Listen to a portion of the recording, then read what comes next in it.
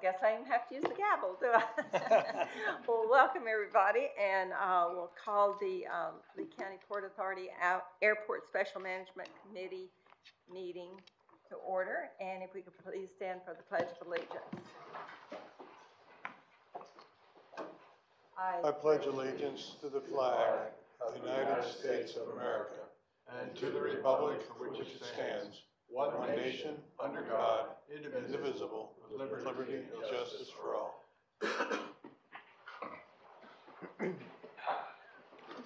Thank you very much. With that, we'll go right into if there's any public comment on the consent agenda, which was items 1 through 17. Is there any public comment on any of those items? Okay, hearing none, we'll move to the consent agenda. Are there any items to be pulled by any of the commissioners here? No. None? Okay. Is I there a move motion? we approve the consent agenda. I'll second. Yes. Second. Okay. All those in favor? Aye. Aye. Any opposed? Hearing none? Okay, approved. Okay, now we'll move to the administrative agenda. If you'd like to lead off. Thank you, Madam Chair. I'd like Mr. McGonigal to introduce item number 18, which is a concurring resolution to amend the existing revolving credit facility agreement.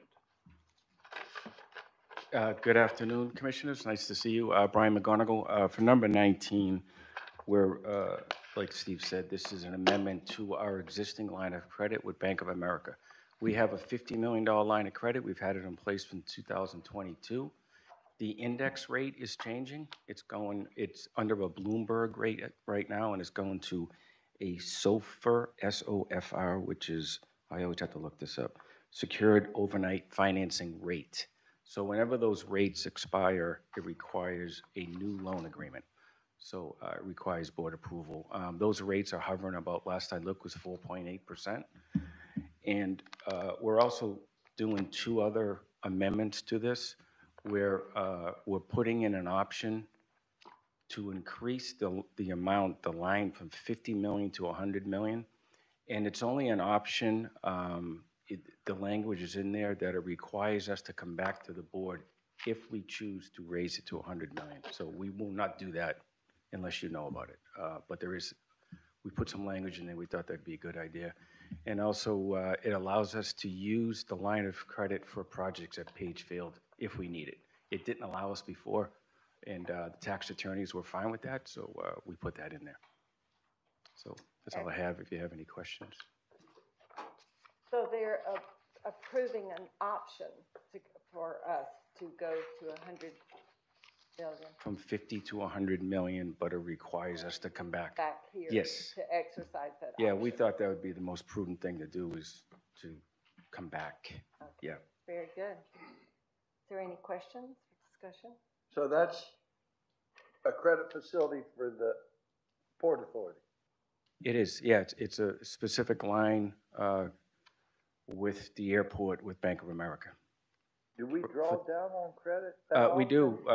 We've got the line right now. We've used it for some enabling work for Concourse E when we're doing some gate work over there. We've used it. It's very convenient to have a line of credit. So, and the net revenues of the airport pay for it. It's nice to have in place. So does it kind of serve as a bridge loan? Yes, exactly. It does. It does. And if we use this in the next couple of years, we plan on issuing the second tranche of airport revenue bonds for Concourse E in about a year and a half, 2 years. If there's money, we will pay off the loan with those revenue bonds. It's a bridge. It's very convenient. No. And that's for both airports, right? It is now. With this approval, it'll be for Page Field if we have projects over there that we want to use the line on. Is there any availability fee if you don't draw any money down? Yeah, there sure is. Yeah, it's 25 basis points, Noel. So if, for example, it's 25 basis points, anything over 25, anything under 25 million. For example, I'll give you a good example. If we had 25 mil, if we had 25 million and $1 on it right now, we wouldn't pay anything. Anything above, over 25 million, they waive the 25 basis points. Anything below, so for example, if we had 20 million on the line right now, and it's a $50 million line, right? So we have 30 million of it not being used. would get 25 basis points on that 30 million. On the 30. underutilized, yes, on the, yep. And you asked that question yesterday, Scott, so that's a little more clear. Not unusual to have an underutilized fee. That's right, because they're reserving it for us. They're reserving it for us, and it costs them money to do that.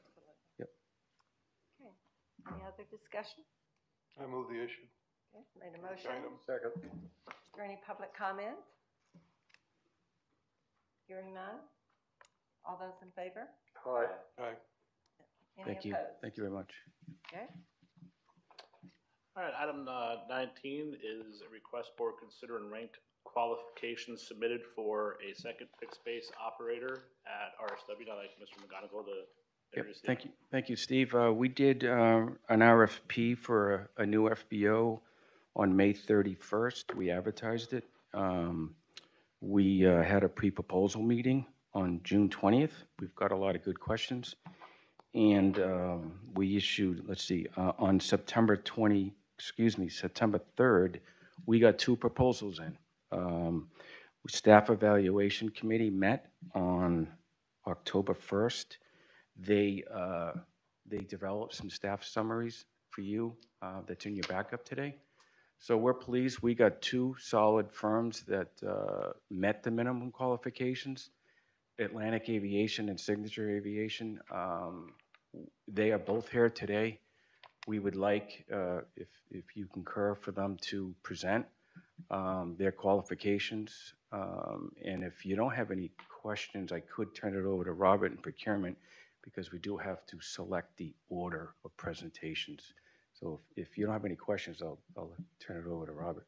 I think since they're here, would you like to hear the presentations? We need a motion to accept that. If you do, I'll move it. Okay. I'll second. Second? Don't need it. Probably don't need You it. can do a motion, it's fine. Okay, motion, second. Do I need public comment for us to hear? This wouldn't need public comment just because you're deciding whether or not to take oral, but you just do the motion. All right, I don't see anyone opposed. Do you, John?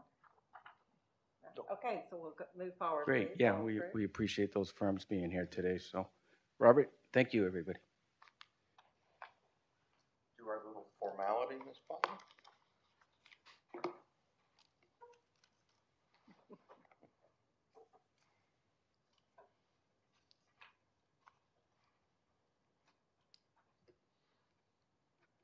Makes it easy.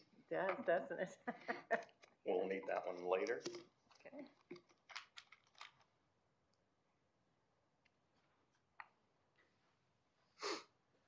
For the record, Robert George, Procurement Manager, Lee County Port Authority.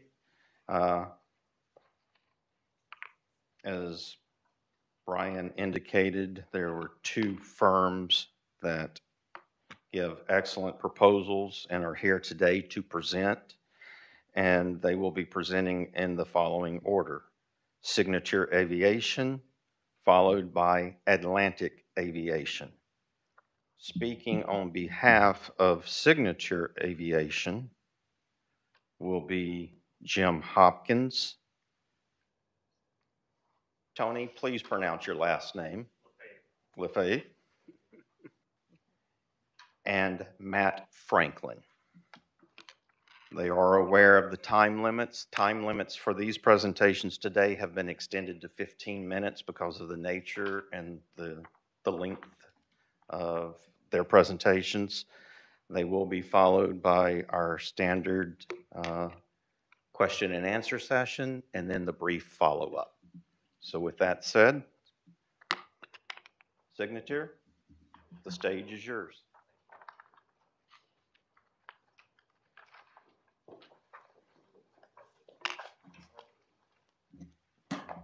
Thank you. I think we have a PowerPoint, so we'll just wait for that to get up. Excellent, thank you.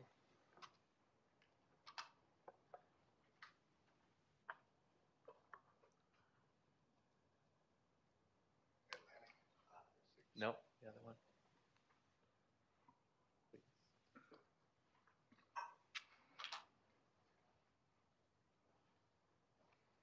Excellent. Thank you very much and appreciate the opportunity to speak with you today and talk about why we would love to be the second FBO operation at Fort Myers. We are currently, advance this.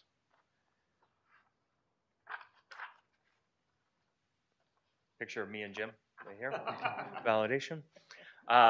So Signature is the largest global FBO private aviation terminal operator in the world. We have over 200 locations in 27 countries. We employ over 6,000 employees across the United States, Canada, and 25 other countries. We have over 2.5 million operations annually, which equates to about 10,500 operations per day. Our development plan, which I think we sent through in the proposal, but we can walk you through a little bit and we can give you some more detail. But ultimately, it's taking advantage of your parcel A and B that you proposed as an option. We'd like to put an FBO terminal of over 4,000 square feet, an additional hangar with 24,000 square feet with a 28-foot door. 28-foot door is necessary for the large cabin aircraft that are flying, specifically the Global 7500, 8000. Hangar office to go along with it, which includes shop space of 3,000 square feet, a 20,000-gallon fuel farm, and a 10,000-gallon avgas farm. And then on the ramp side, over 200,000 square feet.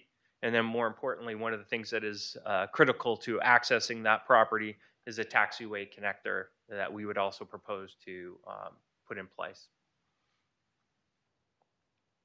So our investments, really, if you wanted to talk through what we just stood and put it together, it's about $27 million in investment, of which terminal ramp, general conditions to the ramp, of course, the taxiway, office, hangar, and fuel farm.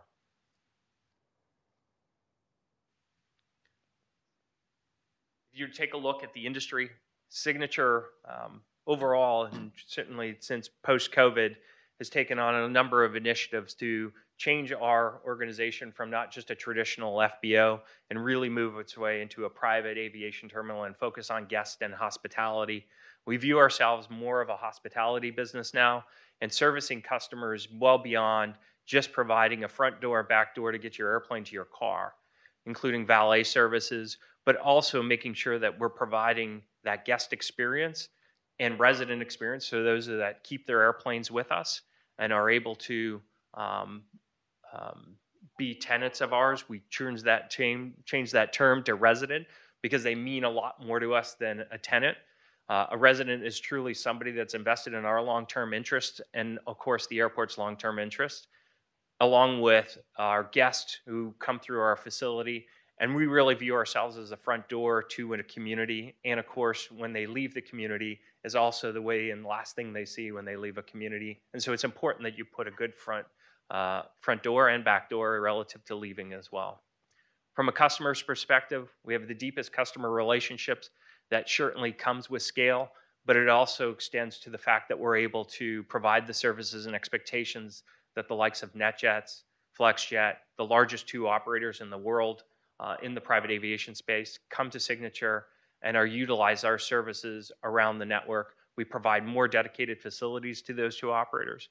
But more importantly, we also service the individual owner-operator. There's a lot of customers out there. There's over 66,000 airplanes in the world, of which a large majority of those airplanes are in the United States. And we service both the fractional operators as well as the local operators. And the service we intend to provide will service all those customers. On the master planning side, we continue to work with the Fort Myers vision, which is, of course, to extend and build your new terminal and new concourse. We want to be part of that, making sure that we're building a consistent facility for you to have the infrastructure you not only need on the commercial side, but also on the private aviation side. So with that, anything you guys would like to add?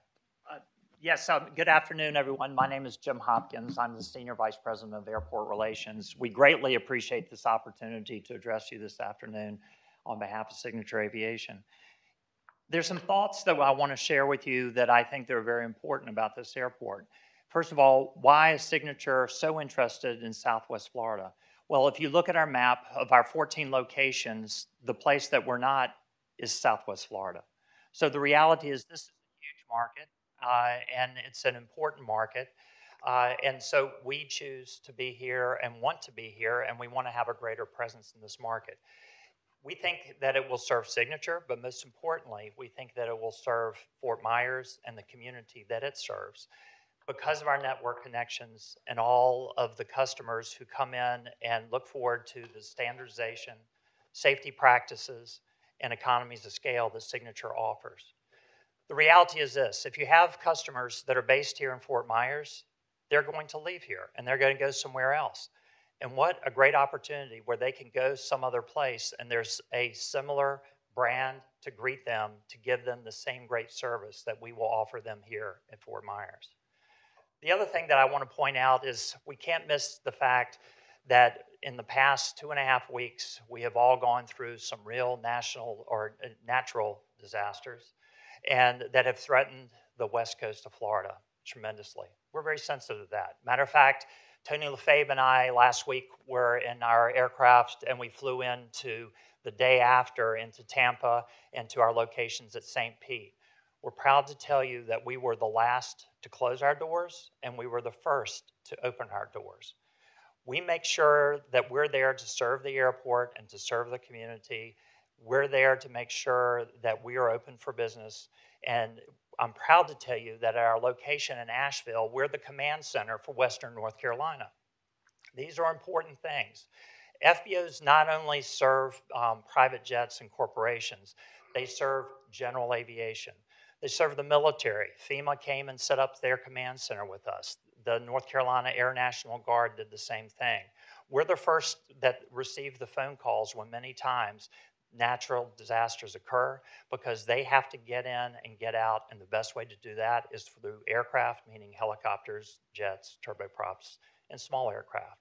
On small aircraft, Tony mentioned that we're rebranding. You see our new brand here, and the reality is we're taking a focus over towards hospitality.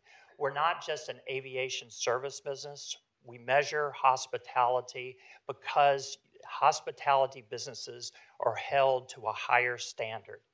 We're measuring ourselves with independent surveys. We're measuring ourselves with customer feedback to make sure that our customers are being fed. We're also interested in jets, but we're also interested in piston aircraft, the small aircraft. We're interested in the entire community and the entire array. We now have a program that's called Resident Premier, and so basically if you're based with us, you receive not only incentives to be based with us in Fort Myers, but wherever you fly around the world in our network, you'll be greeted as a based tenant. That's very important. We have other exciting things that we'll be announcing in the next few weeks for other incentives for either smaller aircraft and other businesses. One other thing that's important is Signature not only has a full line of FBOs that serve fuel, we're in the maintenance business. Our Technicare arm has 18 locations around the world. I'm proud to tell you that I'm responsible for that, and we will have and establish a Technicare location here in Fort Myers. There are lots of opportunities.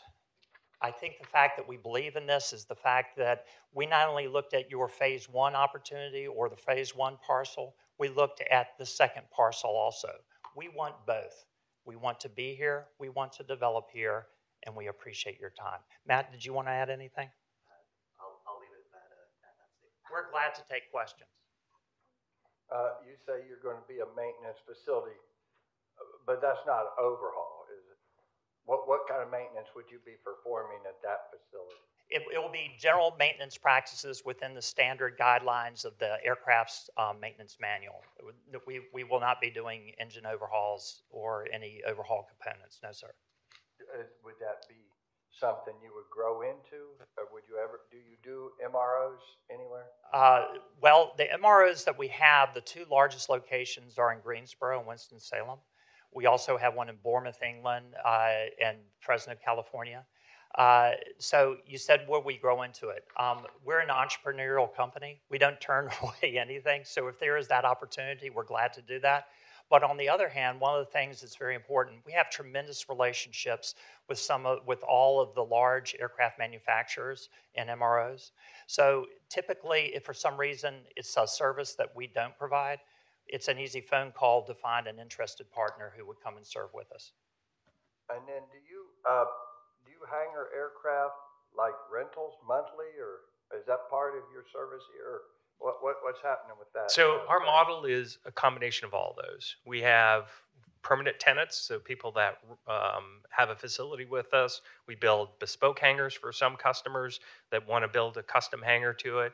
And then we offer the community hangar and then overnights. So we provide all those services depending on really what your needs are. And a lot of times, most of the overnight are people that are coming to the market temporarily for 3 months, 2 months of the year.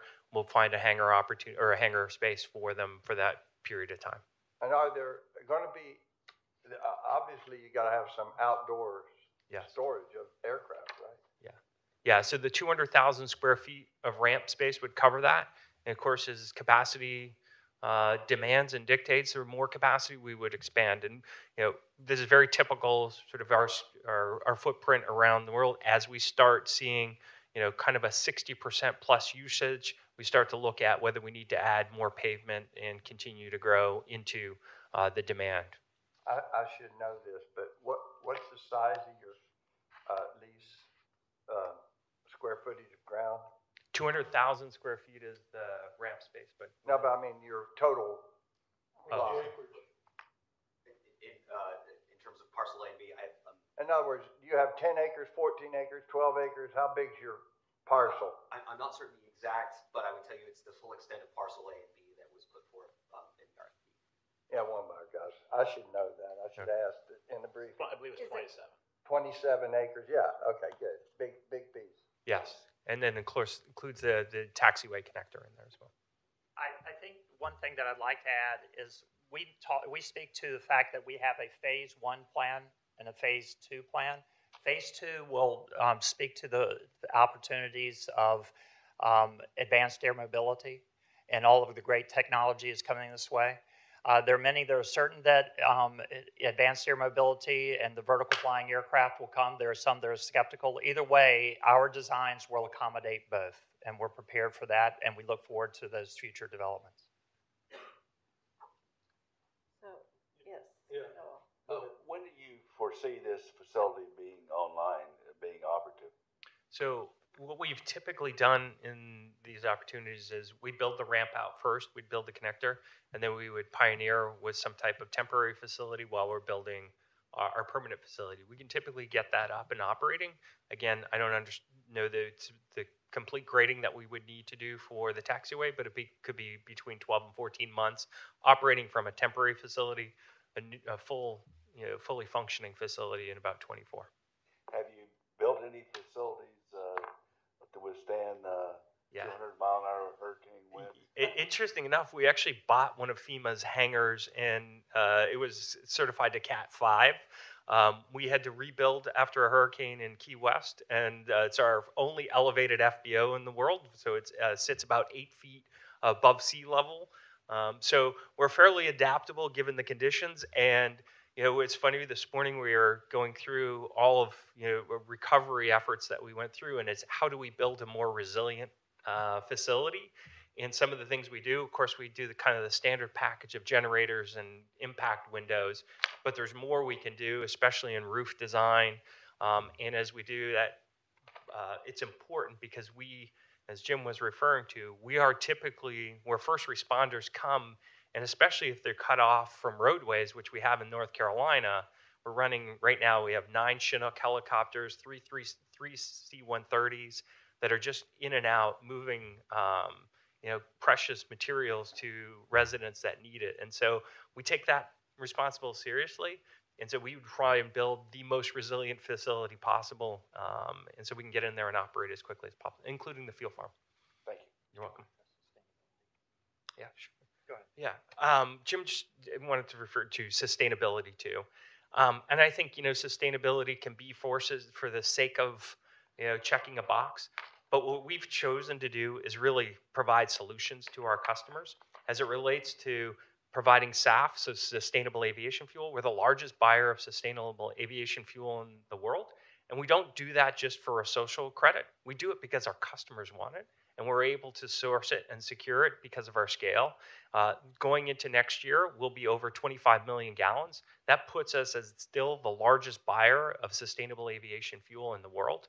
And we have been in that position for the last 3 years.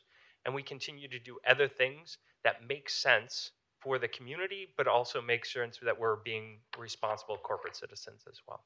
Do you have a environmental program in place to deal with fuel spills and waste from the airplanes? Absolutely. We obviously take that responsibility very seriously. We build our facilities with containment units that can withstand any spills. We make sure that if there is a groundwater issue that we are quickly able to respond to it. But more importantly, it's how are we building our facilities today versus how they were built 20 years ago is completely different. We use a lot more concrete, a lot more containment units, oil water separators, whatever the technology that can be as resilient as possible to cover the exact capacity that's in the tanks as opposed to what it was before, 50%, 25%. We do 100% capacity containment. You're welcome. I mean, you're aware of the shortage of hangar space in Southwest Florida? Yeah. And you're aware of the sunshine and, will you be building covered hangar space, even if it's for a small single engine plane? My airplane is an SR-22T, and so I'm very interested in seeing a second FBO on this field, and I'm pleased to see that you have us in your consideration. Yeah. But if you're storing aircraft and you want them to be out on the ramp, I think that's going to hurt you. Yeah. Frankly, the T-shelters and stuff like that would be helpful. So the good news is Jim and I are both piston pilots, and Jim owns a SR-20, and I own a soon-to-be SR-22, not the T, but we are as much. You'll upgrade that. Well, I appreciate. Get above the weather and it flows traffic. Well, I appreciate that, but to your point on hangars, we are the largest. We have the largest square footprint in the world of hangars. We have 17 million square feet total. We are actively under construction right now with about 500,000 square feet. Our largest project is in West Palm Beach. It's very close to completion. It'll be done in about 3 weeks, and that'll be 120,000 square feet of high door hangar. We also build T hangars. We're also in, we call them tier 4 airports, but they tend to be piston airports. And we have a number of the 17 million, about 3.5 million of that is T hangar capacity. And so both of those are important to us. And when we build, we like to have hangar capacity. We appreciate, and this is why I refer to the high door, that is one of the highest demand items with the limited amount of capacity around the world. And so that's what we continue to build. Every one of our jet hangars, we build now with a high door to be able to accommodate those. And so as demand gets to call it 80-90%, we build our next hangar. So the answer is absolutely, we'd love to have the opportunity to continue just not only build the hangar we proposed, but continue to build more. Well, I think your program too, treating people that base their aircraft the same at the signature FBOs around the world is great. I didn't know about that. Yeah, well, thank you. Yeah, it's a program we just started called Resident on the Road. It allows you anywhere you go in our network, you enjoy fuel benefits, and of course, it gives you something of an ecosystem that you can go feel comfortable, single billing, very easy process to do business with. John. Thank you. You got any? Okay. John's good. I noticed, so obviously we had mapped out 27 acres for this, and you're taking all 27 acres. Yes. Are you gonna hold back some for future expansion, or are you setting up your whole operation on all of the 27 acres? Our intent would be to start with a terminal and one hangar, and then as demand builds, you start building those projects successively. If we start, we turn dirt and we've got demand for 2 hangars, we go ahead and build 2 hangars. And so it really depends on As the demand gets these thresholds, then we end up hitting the next threshold and we'll build another hangar. So initially, it's the terminal and the hangar, but if demand warrants it, we would continue to build. Very smart. So you're planning for tomorrow Absolutely. and locking in that price on all 27. I have a Okay. competitor in the room, so I shouldn't talk about price. Okay. My lawyers will be mad. Any other questions that we may have? And I see that you're actually, it says you're headquartered in Orlando. Yes. So, but y'all are the largest in the world, did I hear Correct. you say? Yeah. And Correct. your headquarters is in Orlando.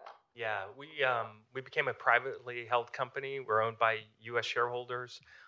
Those three shareholders are all based in the United States: Blackstone, BlackRock, and Cascade Investments. They're long-term investors. They want to see this business grow. They're aviation enthusiasts as much as they are, but it also gives us a lot of flexibility. We've deployed over $3.5 billion in capital over the last 3.5 years, and we continue to invest in private aviation. And we have a number of things, including our corporate headquarters, which is brand new. It's less than 5 years old at Lake Nona, and we have over 600 team members that are there and based there. And so we're part of the Florida community. Okay. If I may, Robbie, Yes, one sir. more. What about customs? Will you be accommodating customs on the field? In other words, we have a customs place. Yeah. So here's I'll let them answer the specifics, but my view is that customs should be accessible to everybody on the ramp, and they typically work with us to provide customs clearance. We believe that's a full service product, is to be able to provide customs services. So as we would build our facility, we would work with customs and come up with a plan to be able to offer customs services at our facilities. But do you want to speak to the specifics? I would only add is that we have now count is 8 general aviation customs facilities. It's called a GAF, a general aviation facility. That it's a standard that you have to build to accommodate customs on your leasehold. It also typically there are some modifications. We do that build on the fact of the number of operations that come in, the number of passengers on those operations, and the final determination of the port director from the Customs and Border Protection Facility. So we're all interested. We don't have it in the plan right now, but at the same time, it's certainly a possibility based on the port director and our demand and need. We have, I'm based in Naples, and we have a customs facility there, which is user fees. Yeah. I think it's $100 now or something like that, 75 or $100 for a single, and twice that for a twin. Excuse me. Anyway, I'd love to see it here. Absolutely. You get a lot of people in GA aircraft that are coming from the Bahamas, and they're obligated to either stop or they have an overflight permit. And I have an overflight permit because I don't want to stop on the east coast of Florida and then get caught in the thunderstorms and so forth in the central part of Florida. So going back to what we said, our intention is to always put customs facilities where we're able to, and it's from the capital perspective, we would put it in. It's really working with the local customs, and so I'd make this commitment that if we were successful, we will put customs in, or at least do our part to work with the U.S. Customs to put customs here. Thank you. Thank you. Thanks, Rob. Any other questions? Okay, thank you. Do they have time to wrap up? Okay. Thank you. A minute? A minute to wrap up? Sure, make it quick. Thank you very much, and I appreciate the county listening and considering us for the airport. I think you hit it well when you said we are local Florida. We live here, we work here, and this place is important to us as a community. We want to have a presence on the southwest side of Florida. It's the one place we don't within the state, and so we look forward to being able to see that through and build a facility for you that you can be proud of, and one that can meet the needs of the future for Fort Myers. So thank you. Thank you very much. Thank you.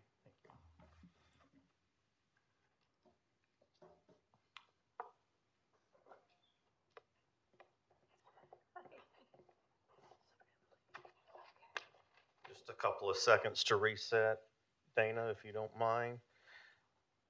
The next presenter will be Atlantic Aviation. Representing Atlantic today is Tim Johnson, Vice President, Joe Tyrion, Area Director, Brandon Lindell, Construction and Development Director.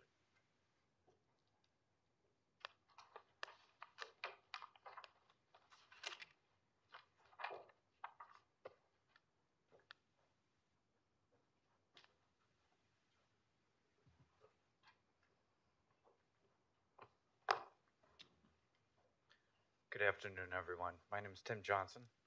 I'm the Vice President, Airport Relations and Strategy on behalf of Atlantic Aviation. Just a brief introduction. Joe Terrian is our Area Director over our Florida locations, which cover 9 different locations over Florida, as well as Brandon Lidl, who is the Construction and Development Guru for Atlantic Aviation. So if these started at the end for some reason, but sorry about that. So that was our brief introduction. I'd like to talk to you about our Atlantic as a whole, our local management team, who's represented here, our site and development plan, our revenue financial benefits, what we call our sustainability program is Atlantic Evolve. And then obviously questions and discussion. So Atlantic Aviation is primarily in the United States with 105 locations, approximately 3,000 employees, and a 95-year legacy in the aviation industry. We operate at 28 million square feet of ramp space, 7 million square feet of hangar, and approximately 600,000 square feet of terminal. And we pump approximately 350 million gallons per year. And that covers general aviation, military, and commercial. Our network is strategically organized and positioned with a significant base and critical infrastructure throughout the United States. Who we are. We are a diverse, inclusive, and environmentally advanced multi-billion-dollar FBO developer.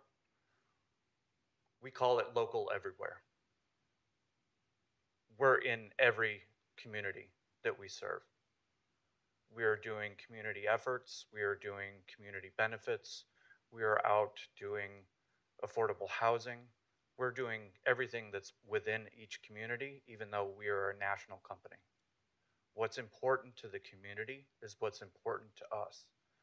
We also follow the Atlantic attitude, whereas if you're at an Atlantic, you know you're at an Atlantic. It's familiar, it's consistent across the network in terms of facilities, service, and flight hospitality. So the photo on the left is our Florida network. 9 locations throughout Florida, ranging from St. Augustine to Opelika to Destin. The image on the center is our Sarasota location. The hangars on the bottom are Opelika. The terminal with the artwork is our Opelika lobby. And then we have the local management team, which is led by Kurt Schmidt, who is the Senior VP Southeast Operations, Joe Terrian, who is here, Boca Raton, Fort Lauderdale, Opelika, West Palm Beach, Stewart, all has oversight over these locations. And then you can see we have Michelle Hartman with Destin, Orlando Executive, Orlando International, Sarasota, and then we stretch even with Chris Maley, all the way up to Birmingham, Nashville. My point in this visual is that we have an opportunity to connect these locations to Fort Myers. We can bring new business, we can build new hangars, and we can confidently say we can connect the dots for our customers. I'll turn it over to Joe to speak just for a moment about the services that we provide at each of our locations. Good afternoon, everyone. Thank you for having us here. On the operations side, we truly pride ourselves in the safety in which we provide our employees and our customer with how we run this operations. We have a list there up there. I'm not going to read it to you of services we provide across our entire network. We tailor those services to the respective locations because every location we have is unique. The way we accomplish this is through extensive training of our team members. We pride ourselves in meeting or exceeding all regulatory requirements, both by the airport and state and government agencies. We truly value our customers' feedback and encourage them to actively give us information about their experience with us. And we have the website, QR codes, and a new Listen 360 platform for them to be able to give us real-time feedback on their experiences to ensure they're receiving everything that we pledge to commit to them.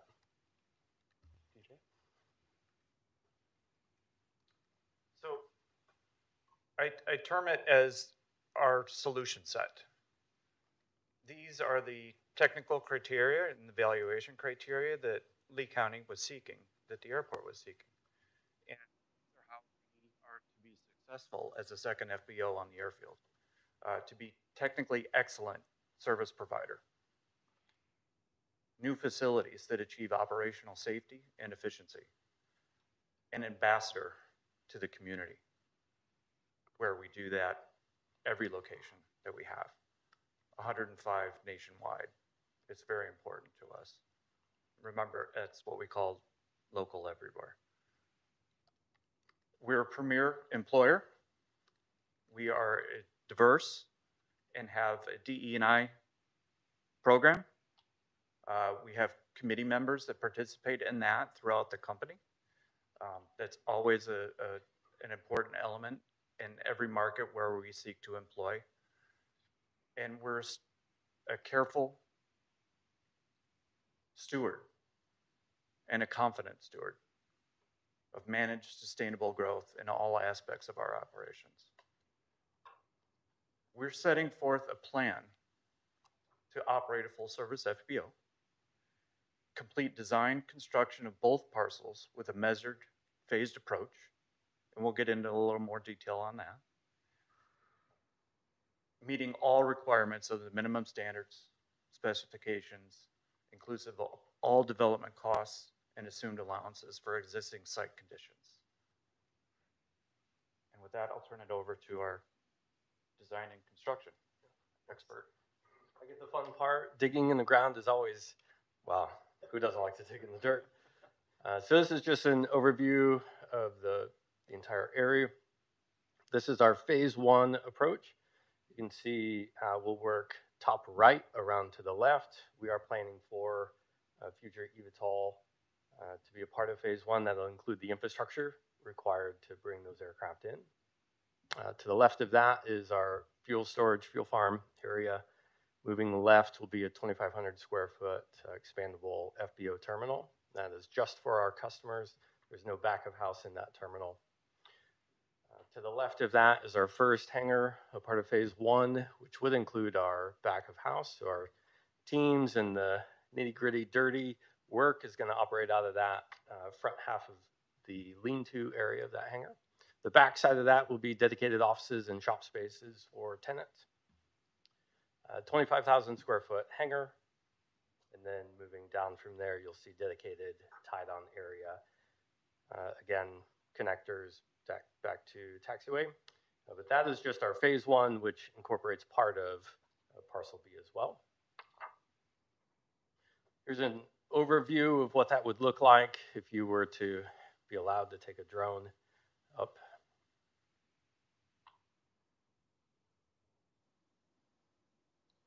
is our phase 2 approach.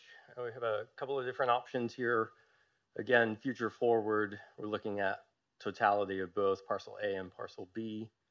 We envision an additional 3 25 to 30,000 square foot hangars as a part of our expansion project, always making way for tie down.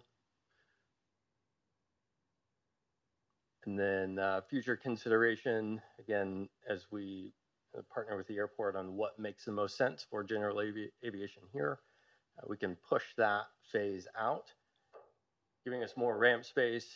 We've thought of several different approaches to how we can do this campus. It would be a fun opportunity to develop this in a way that just works best for both airport and constituents.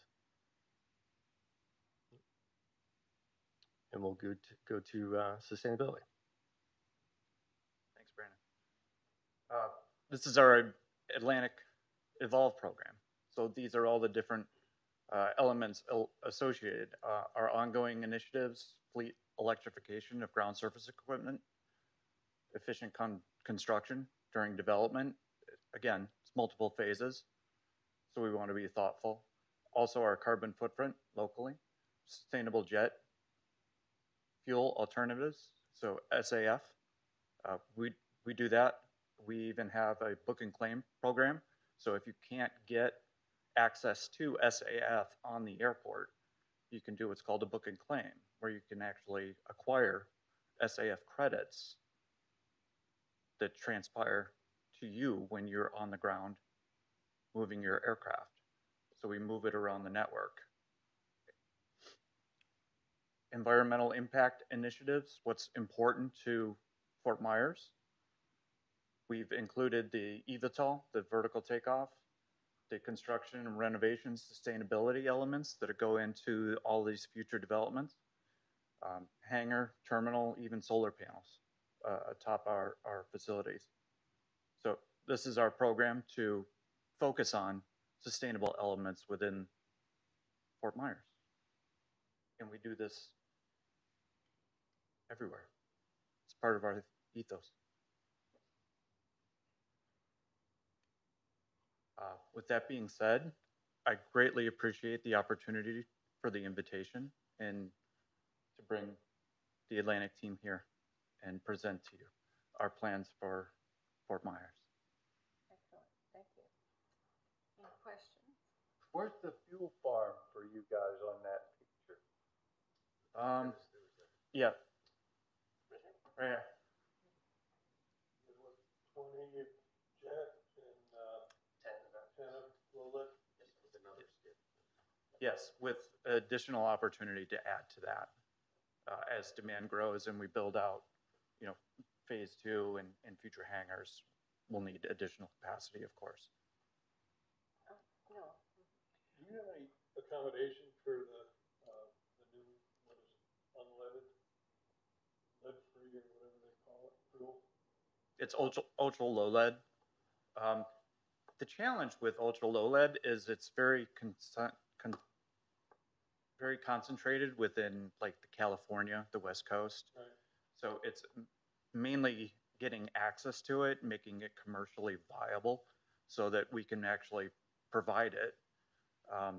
You're a Cirrus pilot, right? Cirrus doesn't approve it yet. Yeah, they don't approve it yet. So it's about being accommodating to the customers that are on the field and providing it when it can be provided. And that's a challenge, right? The executive director of marketing is a very good friend of mine. He actually married my wife. He's at Cirrus. And he challenges Atlantics, the Signatures, the Millionaires of the world, others, to provide access to those fuels, even SAF. It's about bringing it to market and ensuring that there's demand and storage available to accommodate it. That's the challenge. That's one we're working through. And we've been successful in many markets already. Our Aspen market, we have a goal for, I think it's 2040 for 100% SAF fuels. So the sustainability element is really on our plate. We just have to work with our providers, work with our customers, and ensure that everybody's got what they need in order to be able to provide it, even with the additional storage on the fuel farm. No. Yeah. What is it about our airport, this current growth, that attracted your interest to make a proposal here today about an FBO? So Fort Myers is a single airport FBO, right? It's in the name of the RFP, second FBO. One of the challenges with the west coast of Florida is hangar and parking, and it can be highly seasonal. I'm originally from Buffalo, so I know the snowbird thing, right? So when people are coming to the west coast of Florida, they're missing out on an opportunity to come to RSW because there's not enough capacity for hangar, there's not enough capacity for parking space. So we understand, because we have the network that, was, not just Florida based, but Southeast based. So we understand the complexities, we understand where people are going. We use public processes, we use public data in order to understand where people are going, when they need to be there. And we just feel like this is the program that suits the needs. Did you look at current fuel sales to see what they are and how you might be able to grow those sales in the future? Absolutely, and that's why I highlighted the network aspect of our Southeast region and our Florida presence, because we've analyzed the data. We use publicly available data through FAA, WingX, in order to triangulate where customers are going, how often they're going there, what they're flying, and put forward a program that meets those needs. Do you think that, from what you've seen so far, that your fuel prices could be competitive with other FBOs in the area? Absolutely. We're competitive in every market. Whether we're the only ones in that market, which is, kind of attuned to looking at other airports in the region, and just understanding what the competitive dynamics are, what's fair in that market, what the fees are related to flowage, hangaring. It's an all-encompassing kind of atmosphere in order to understand what fees would be appropriate for that market. And we've looked at that. To accommodate larger airplanes than what are being accommodated now? Yeah, larger airplanes, smaller airplanes. All of our pricing is on our website. We publish that publicly. So you can go on our website, you can put in your own aircraft, like a Cirrus. You can put in, where you're flying to and get an understanding of what the fees are in advance before you get there. I noticed in your presentation you kept making reference to parcel A and parcel B. So are you taking all 27 acres, or We are. my summary sheet was saying 14 acres? Yeah, we are. We have a couple of options for that. So this is kind of where we begin. We're taking parcel A, parcel B, and that phase 2 piece has all the future hangars and additional tie down and parking. What we were thinking about as we've moved through kind of our diligence on working through what would be optimal solution for RSW was this expanded phase 2, where we push out the ramp and we push out the hangars to the right side. So yeah, we'd be taking all of it. So we just have alternate plans because we've thought it through. Okay. So just to make sure I understand. Yes. So if you were the one selected, then you're going to enter into a ground rent agreement for all 27 acres. 27 acres. We just have thoughts about how we would Yes, configure I it. understand, but Yeah, it would be out 27 today. yes, ma'am. Then your plan is your plan. That's okay. That's why we provided this plan to get everybody going. And then this kind of expanded plan as we Now, progress. with the FBO terminal and the connection and the growth that we're experiencing, you think that that's going to be large enough for you? We think so initially, but that's why we put some thought into this expanded plan. On this particular piece, we're expecting this is going to require approximately $32 million of development cost. There's the retention basin, there's perhaps some mitigation on wetlands. There's a lot we need to know about the site. This is a function of the work that we've put in so far and the thought process that has gone along with that. Okay. And now you're headquartered in Texas, or no? Where are you headquartered? I'm headquartered in Orlando, actually. The company is headquartered formally in Plano, Texas. Formally. Where is it today? Plano, Texas, yeah. There's approximately 300 to 500 people that are at the corporate headquarters. But given the nature of our business and the US focus, 105 locations, everybody's a little spread out, right? So technically I'm a Plano, Texas employee, but I live here in Orlando. I'm a local resident. So is Joe. So which football team do you root for? Buffalo Bills. What's yours? My family's from Orchard Park. I grew up in Orchard Park. Okay. Small world. Yeah, big road, Big Tree Road. Yep. We're in Sunset Place. Yeah. We just beat the Jets. We're doing good. Madam Chair, just want to remind you, we need to do public comments, so. They have a wrap up. Yeah, and then wrap up. Pass down for public comment. We're happy to take any other questions. I root for the Bills when they're not playing. But after that, public comment. Oh, that didn't go well. Okay, you have a minute to wrap up, please. On behalf of Atlantic Aviation, thank you so much. We really appreciate the invitation and the opportunity to show you our vision for Fort Myers. Okay. Okay. Thank you. I think I did everything I said. Thank you very much. Thank you so much. Thank you. Okay. Okay. Is there any public comment?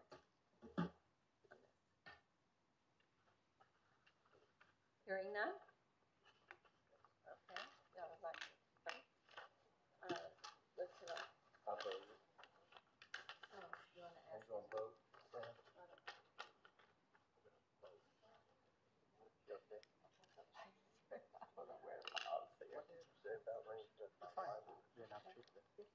No problem. Yeah, I think right here.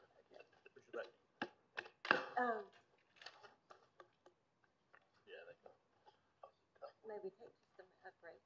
You want to take a break? Yeah. Okay. We'll take just about a quick 5-minute break while they're telling. Thank you very much. Then we'll come back.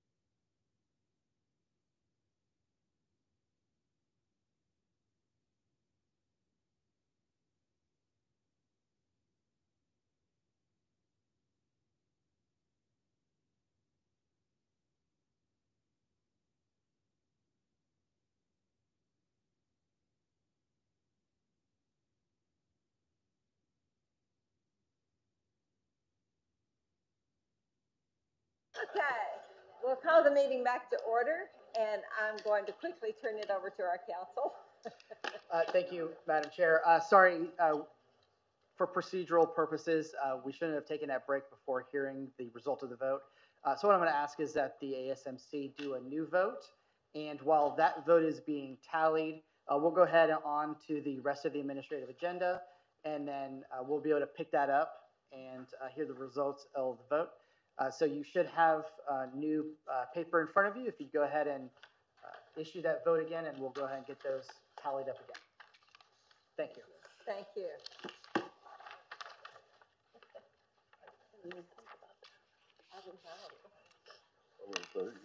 Thank you. Yeah, the pencil on mine is gone. Here. What do you want? Oh, here. Thanks. I do apologize. Guess I need to have some law in me, right? Didn't realize we could do a break between that or tonight. Okay, that was, we'll let them go ahead and tabulate, and we'll move on with our agenda here. And now we're moving into Number item 20. 20, please. Hey, ma'am, I'd like Mr. Stiles to introduce item 20, which is request for board to approve a contract with Granger.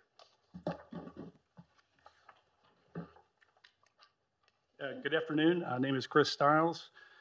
For the record, item 20 is requesting approval to piggyback a contract with W.W. Granger for the purpose of industrial supplies, heating, cooling, ventilation supplies, plumbing, electrical, various small power tools, and security and safety supplies as needed, primarily by our maintenance department used throughout the campus here at RSW.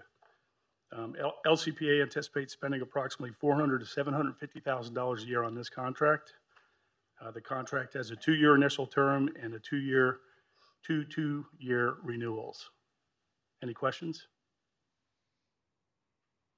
Self-explanatory. Great. Good savings. Any questions of the members here? Now, what is this actually doing? This authorizes LCPA to purchase equipment from W.W. Granger. We're currently using them as a vehicle for purchasing equipment. The current contract is expiring at the end of this year, and this carries us for a few more years with essentially the same pricing. It's just through a different piggyback source. It's all equipment, things that maintenance department uses to maintain the airport campus. Perfect. Small tools. I'll move the item. I'll second it. So there's a motion and a second. Any public comment? Hearing none. All those in favor? Aye. Approved, please. Okay, we'll move to item 21. Thank you, Madam Chair. Item 21 requests ASMC accept a grant. And I would like Ms. Underhill to introduce the item, please. Good afternoon, everyone. For the record, Emily Underhill, Deputy Executive Director of Development. For item number 21, Port Authority staff has been working diligently with FDOT to secure additional funding for the South Quadrant Hangar and Ramp project at Page Field. As a result of continued coordination between the Port Authority and FDOT district staff, an amendment to the public transportation grant has been secured. This amendment adds $2.5 million in state funds in fiscal year 24-25 to be used towards eligible costs for the project. LCPA staff continues to work with FDOT to program additional funds to reduce Port Authority's costs associated with this project. This brings FDOT's participation to date to $8,025,000. Thank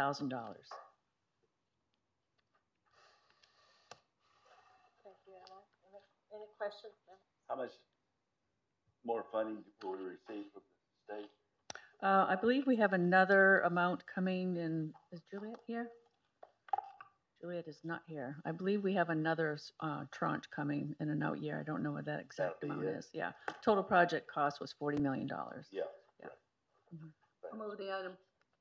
I'll second. Emily, when we accept this grant, how long does it take them till they give us a check?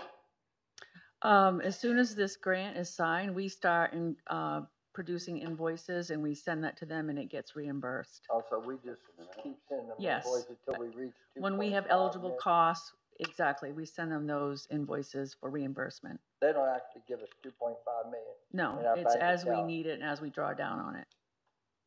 And then the grant assurances start from the time we approve it or the time we take the first draw? Or? Once we approve that grant, then those grant assurances go into effect. But we're kind of always, Approve it, like today, you mean?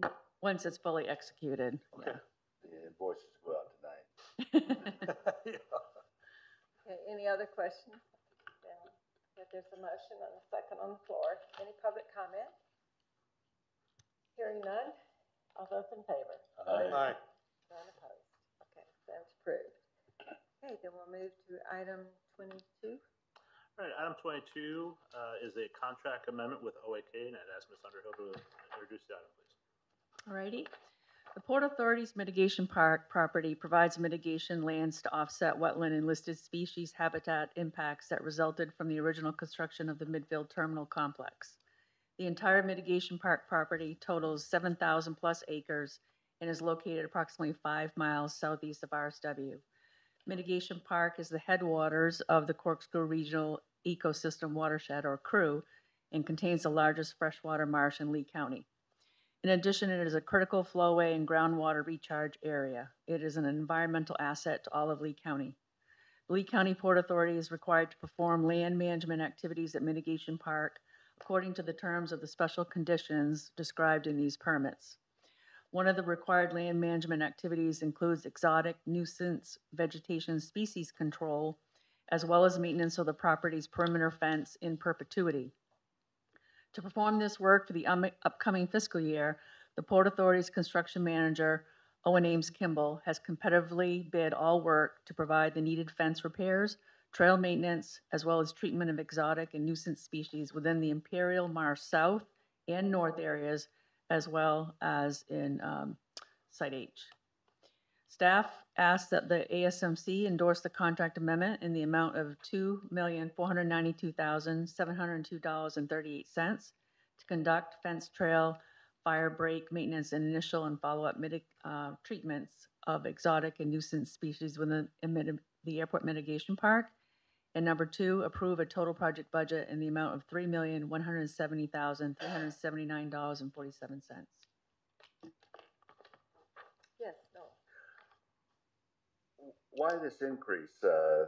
Was there, when we let this original contract, repairing the fence was already in that contract, did they encounter some additional fence repair that they needed additional money for? Annually, we go out and inspect the park, and whenever there's damaged fence, we repair it as needed. So this is just ongoing maintenance of that fence. I mean, we're talking miles and miles of fence, and just things happen out there in the park, and the fence gets damaged. So we have to periodically, fix those areas that have been damaged.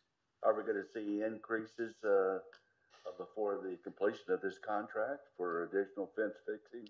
Well, yeah, what we're going to do actually, Alicia, who's the department director, is already working with our consultant to go out and do an assessment of the entire park to see if there's more damage than what we, had intended through this contract, because this was, done well in advance of the storms. So we may have to repackage that some way and do a separate bid, not necessarily change order in here, but maybe do a different solicitation where there's more repairs done to the entire length of the fence. Are we going to have some kind of not to exceed figure? Well, we're going to be working with our risk management folks to see how they want to process that. So in the past, we've done that through our insurance policy, and that they've taken up the tab. Where's Brian? Right, Brian? Yeah. So that'll be separate. I mean, this will be treated as ongoing annual maintenance, but then we may have to supplement that with more repairs due to the hurricane. If I may, Yes, sir. is this anything I have all the respect in the world for OAK. We've dealt with it in the past. But is this something we can put to bid? Or? They did. They put all this work out to bid. They're just managing the work. Yeah, this was all put out to subcontractors that are doing all the work. OAK doesn't self-perform any of the work. They're only managing the work. Okay, thank you. Mm-hmm. Yes, sir. Any other questions? I'll move the item. I'll second it. Motion, second. Is there any public comment? Okay, hearing none. All those in favor? Aye. Any opposed? Okay, good questions on that. We'll move to item 23. All right, item 23 is a request for contract amendment with Passarella and Associates. I'd ask Ms. Underhill to introduce the item, please. Okay, thank you. This item is related to the previous item, and under this contract amendment with Passarella and Associates, they will work cooperatively with the construction manager, OAK, to determine that the environmental elements of the fence, trail maintenance, and initial and follow-up treatment of the exotic and nuisance species are completed successfully and pursuant to the contract documents. During and after the fence, trail maintenance, and initial and follow-up treatment of the exotic and nuisance species, the environmental consultant will conduct final inspections to verify the extent of the maintenance and treatment areas and identify any treatments that are not meeting technical specifications, and then verify when those treatments are successfully completed. This task ensures maintenance treatment is conducted in compliance with the bid documents and required permit conditions, as well as extends the overall contract term to coincide with the anticipated work. Staff asks that special management endorse the contract amendment in the amount of $280,107.14, and which provides for the technical oversight of land management activities. And I do want to correct, it's not extending the contract term. That was an incorrect statement. Sorry about that. Emily, would you mind just giving a little bullet of, because I remember back when we approved all this, I said, boy, did I miss my calling. I should have got into exotic removal. But, okay. So can you kind of tell me the stage in which this goes? Because we've got somebody that manages it, someone who does. There's so many people involved and engaged in this. Right. Tell me kind of where it starts. Okay. And where it ends. So Passarella and Associates, they are one of our continuing environmental consultants. So they go out into the park and they work with our staff to identify what are the areas of priority that need to be treated. And that's also in coordination with the South Florida Water Management District. We have been working with them over the years to develop a plan. We have a land management plan on how we're going to establish those priorities and, you know, how we are going to handle that on an annual basis with a long-term goal of keeping it in compliance with our permit. So Passarella goes out, comes up with that plan of attack, so to speak, and then they develop technical specifications with the appropriate maps on how to do that work. We then give it to Owen Ames Kimball, who goes out and competitively bids that work to various subtrades. So a fence repair guy or a guy that's, you know, hacking and squirting the trees, all those different disciplines that are needed. And then we negotiate a fee with our construction manager on how to manage that work out in the field. And then, like I said before, Passarella will come in and confirm that that work is done in compliance with those plans and specifications so that we maintain our permit compliance with the agencies. So are the dollars built in anywhere for the third party that goes out and actually eliminates the exotic? Yes, that's in that OAK fee. That is within their fee? Yes, So that's not that's another all layer. part of that fee. Correct. Yep. Thank you. Does that answer the question? Okay. Any other questions? Is there a motion? I move the item. I'll second it. Okay, motion second. Is there any public comment? Hearing none, all those in favor? Aye. Any opposed? No. So it stands approved. Item 24, please.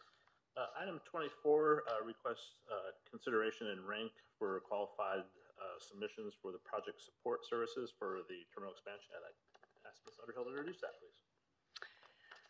A request for qualifications number 24-0085 was advertised on July 30th, 2024 for project support services to support the RSW Terminal Expansion Phase 1 project.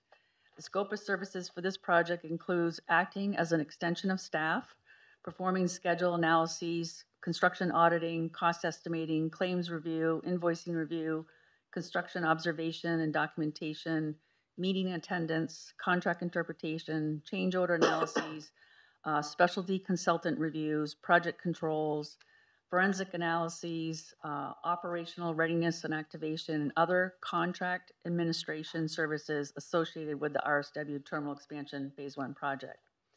On September 6th, 7 RFQs were submitted from the following firms, listed in alphabetical order: Ancora Consulting Group, Answer Advisory, Cotter Consulting, Jacobs Engineering Group, Michael Baker International, Parsons Transportation Group, and Western LLC. A due diligence review of the submittals performed by the Port Authority's Procurement Department revealed that the firm Western LLC was deemed non-responsive for failure to meet material requirements of the request for qualifications. A publicly noticed staff evaluation committee was held on September 23rd to develop background staff summaries, review comments and recommendations to the Airport Special Management Committee for their consideration. To assist the ASMC in their evaluation and ranking of firms, staff has prepared notes included as backup summarizing each of the responding RFQs. The Staff Evaluation Committee scored the RFQs as follows. Number 1, Jacobs Engineering Group. Number 2, Parsons Transportation Group. And number 3, Answer Advisory. However, just this past Friday, on October 11th, the Port Authority received correspondence from Jacobs Engineering Group, who had been scored number 1, with notification that the firm was withdrawing itself from participation in this procurement process, and that that letter is attached as your backup as well. So as a result, staff recommends endorsement of the scoring of firms as follows, and that the Special Management Committee hear oral presentations by the 3 top scoring remaining firms at a subsequent Special Management Committee meeting, which is now scheduled for next Wednesday at 1:30 in the afternoon.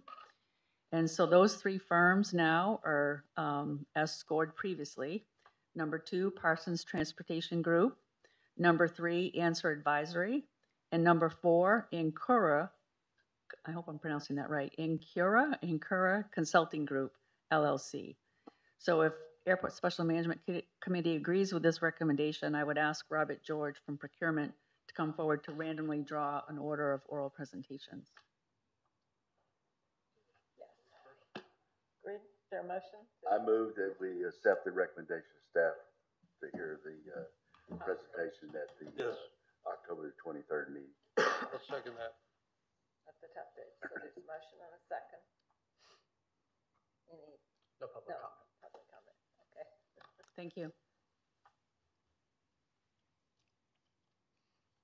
All those in favor? Aye. Go for it.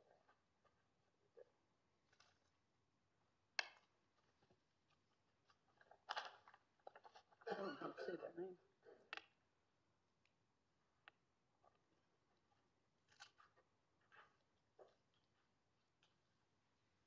Parsons.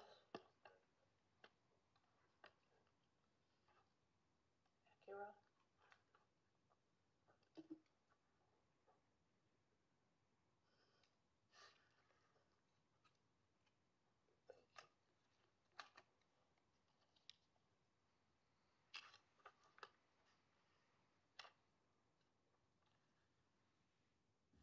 The order of presentation at the next board meeting for RFQ 240085 Project Support Services, RSW Terminal Expansion Phase 1, will be Answer Advisory, Parsons, and Ancora Consulting. Thank you. Thank you. Okay.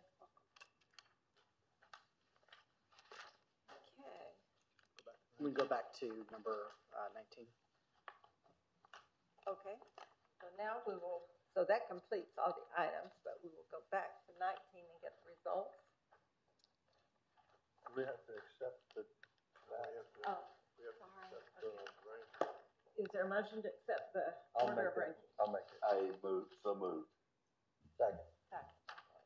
Any public comment on that? Other than the people presenting? Okay. All those in favor? Aye. Aye. Any opposed? Okay, thank you. Madam Chair, board members, for the ranking of RFP 25-0002 MC lease of land for construction and operation of a fixed base operator, business at Southwest Florida International Airport. The board has ranked Signature Aviation number 1 and Atlantic Aviation number 2. I'll move that we accept that. Second. I move that we accept the recommendation as read by staff. I think that was already done. Already done. Sorry. Now, we're more vocal down here, that's your nice spoken one here. So the motion's been made, there's a second to recommend that we go forward. I'm sorry, Madam Chair, if we could have that motion heard or said one more time, please. Yes, sir. I move that we accept the recommendation of the committee as read by staff. John second. John second. Is that good? I said, yeah. Good, okay. And then, any public comment, Ken? Correct. Hearing none, okay. All those in favor? Aye. Any opposed? No. Thank you. Stands approved, thank you, thank you, thank you. Okay, we will now move to the executive director item. Thank you, Madam Chair. I'd like to start off by just recognizing and thanking the staff of the Lee County Port Authority, both airports, for their efforts and sacrifices during Hurricane Milton, both the preparation while it was, in progress, and then afterwards to get the airports, both airports up and running. Page Field had some challenges with a tornado and power, and they were still able to provide fuel through a lot of collaboration and hard work. So, as critical infrastructure for the county and for the region, all of that effort, really it needs to be acknowledged and appreciated. So a thank you to the staff. The next item I'd like to do is quickly brief you on the phase 1 and phase 2 projects that we have underway. Just give you a quick update. One of the items we're working on is the revised project phasing for phase 1. We had mentioned that earlier. We're still looking at that and trying to find some efficiency to speed up the construction process. We're looking at some negotiations for that project reset. As part of that, we are working with Lee County building and plans review for some of our updated plans, and that is going well. You just approved the project support service ranking, which we'll hear next week, which will then go on to the board, which will also help with a lot of the staff option or staff augmentation that we'll need moving forward. We are still working on the Manhattan pricing and schedule with, again, negotiation in the next month or two, and still really trying to target the first month or first 2 months of the new year to get that on agenda and moving forward. So some things that have been ongoing, putting some concrete down on our aprons, so that is going along well. Again, the hurricane with the water, it's been an ongoing, but they're putting some very thick concrete down, which will help. And then again, I guess the last one is some contract amendments that the team has been working on were settled as well. So that's good news. For phase 2, we had notice to proceed 10-1. If you go out driving around, you'll start seeing some of the laydown areas being cleared. So that's great news. The early work, the enabling work on D2 and D4, those jet bridges are ready to be moved to the end of the concourse. Those piers and the fuel lines are completed. So that'll be taking place over the next few weeks before season. And that allows us to get those bridges out of the way so we could start New E. So there's a lot going on, a lot of work behind the scenes, both here and in collaboration with the county. Excellent. A lot of good things going on. Yes. Do we have a projected final date for phase 1? Final date. When it will be finished? No, so right now they're collecting, so there's, with all of the things in progress with some of the permitting things, they're still going out for pricing, doing the final evaluations of what can be reused, what needs to be remade. So we're doing that right now. So our goal is to come back in early 2025, hopefully January. That's still our target. so we can get this moving. So once these next, I guess, probably 2 months, are going to be really critical towards that time frame, and we're pushing hard to get that done. And then you'll have us kind of figure out a hard date of when you expect it to be completed? Expect it to start. Well, I thought what have they been doing? They've been working hard to. I mean, the whole place is torn up. That hadn't started yet? They've been doing a lot of work ongoing. But this will get the high steel going, and that'll be really into that next part. And again, a lot of it goes right now to the work that staff is doing with the phasing. If we could rephase some of the aspects, there's a lot of behind the scenes with TSA, with our tenants, with our concessionaires, that things need to be done and adjusted to really speed that process up. If we can accomplish those, then that'll give us a better opportunity to confirm that date for you. Yeah, I was just a little confused because I saw a lot of work being done. Yeah, they're still out there. Yeah. And a lot of work's being done, a lot of good things being done. And we have 2 great firms today here, nationally recognized firms. So we're still getting good quality people coming and wanting to do work here. And so we do appreciate that immensely. And, if these hurricanes would just stop, if anybody in this room has the power, other than the God Almighty, just speak up and I'll do what I can do to help you, because, I think that gets us all off track and gets us full of angst, and we just want some things to get back to normal. If anybody can define normal anymore, I don't think that they can, but a lot of good things going on. With that, then I think we have our attorney. You have some items to bring for us. Was that all that you need to talk about? Yes, thank you. I have no items, Madam Chair. Oh, you will? Great, okay.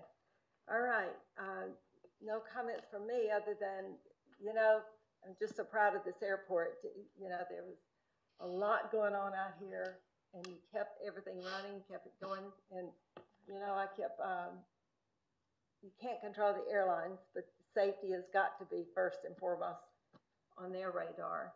But someone was trying to get out just the other day, yesterday, and I said, well, RSW is open. You're not getting out? What's the problem? And, well, I didn't put it through RSW. I put it through somewhere else. I said, well, that's your problem. So, we've got to just talk it up and keep them out here, because everybody's safety is first and foremost. And if you're up and running, I know that you've got everything checked off, right? Excellent. Any other comments from any other members? If I may, Steve, you may want to talk about when the tower shuts down operations 39, and then when the airline shut down. So I guess there's a couple factors with that. While our tower is rated, significantly higher, right around 39, 40 miles per hour sustained winds, the tower will evacuate based on the FAA's protocol. That doesn't necessarily shut down the airport, but what it also triggers is our countywide, it's kind of a standard for our EMS, law enforcement, and our fire rescue. They will cease operations just because of their own safety. Right. Be it at the airport or in the county or in any particular city. So on the flip side to that, the airport will say we reopened Thursday afternoon, but we were reopened to humanitarian and emergency flights. So if there's a humanitarian flight, if there's emergency evacuation flight, we're handling those. The secondary nature of that is the commercial side. They have staffing, there's TSA staffing. With this one, a lot of people evacuated in Zone A, Zone B. So getting those people back, we had staff of our own who evacuated to the East Coast. I'm hearing it was a 6+ hour drive to go what should be an hour and a half, 2 hours. So all of those things factor into the commercial aspect of it. But that's why we plan ahead. We have staff here. It's a minimal staff that we shelter in place to be able to open up as soon as possible. This time it was a day, and it ebbs and flows. Last time it was a couple, but those are some of the things that we have to work our way through as an airport. Yeah. Thank you. Is there a time metric on that 39 miles an hour? Because it seems like Sustained. every summer afternoon with a thunderstorm, you've got 30 miles. Yeah, a gust doesn't count, but sustained. But luckily, Emily and team have designed that thing to take a heck of a lot more wind, probably 3 or 4 times that amount. So that tower's not going anywhere. But again, they'll go up and down just because it's a long way up, and they want to be safe as well. Good question. Thank you. Thanks for asking for clarification. Yes. Steve, we have advanced knowledge, and we put on the radio that the airport's going to close and be closed for at least 2 days, is what I heard, basically. Do we have anybody that's travelers that stay here and got nowhere to go? We cleared it out. No, so the airports, both of them, we're not shelters. We're not set up to be shelters. So what happens is ahead of time, the airlines will start saying and sending notifications that, you know, your flight's canceled, your flight's changed. We put out messaging not to come to the airport because we are going to be closed. And again, we don't want people coming here thinking that they can find refuge because we're just not set up. But what we do have is if people do show up, we have the connectivity with the county, with the shelters. We can get them to those locations and give them information on those services. So we haven't really had any issues. People, you know, by and large, if they're saying airport's not coming or not open, rather, they're not coming to the airport. Vicky and team does a great job, especially with this last storm. I think we had near record levels of communications to us and back out to the community. If you saw, we're on social media. The news was carrying things in a timely fashion for us. So our message is getting out there, but that message is also done in collaboration with the airlines. Our emergency management staff, we're having several phone calls a day throughout the evolution, and that's just really to keep that communication going so everybody knows what everybody's doing. It would be totally different if we weren't a destination airport, right? I mean, like Atlanta, you do have people getting stuck in Atlanta, and they've got to take care of them, right? Well, because they're between flights. Somewhat. You know, I'll say that the unique thing about this last storm is at one point Fort Lauderdale and Miami were the only two airports open in the state. And then we came back online and then subsequently up the coast and then into Orlando. So this was a little bit different of a storm than we've had the last few years. But something, you know, like that, or a snow airport, if you have a blizzard. I'm talking about housing people. I mean, everyone's a little different. Yeah. Okay. But again, we're not set up. You have to remember too that in any kinds of disasters, I mean, not just hurricanes, but the county tourist division bureau will help out. You know, if someone even dies here or has some tragedy, you know, they help and they delve right into it and take care of it a lot. Nice to know. Yeah. Okay. Any other comments? I'm done. You're done. John? I'm good. Okay. All right. Is there any public comment on other matters that you'd like to speak about? When is our joint meeting? Okay. Hearing none. Move we adjourn. Make a motion to adjourn. Second. Nope. Second, done. All Aye. approved.